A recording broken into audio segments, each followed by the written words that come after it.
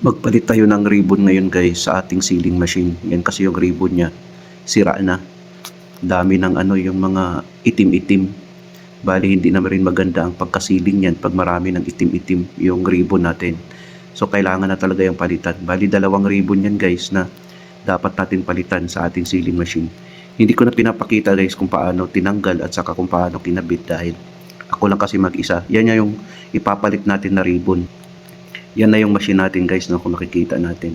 Mayroon din isang stop start. Pinalitan ko na guys ng ribbon, kung makikita natin, no. Umaandar na siya. Yan, no. Tapos ito naman yung heater niya guys para sa ceiling. Kung makikita natin, ganun ang function niya guys.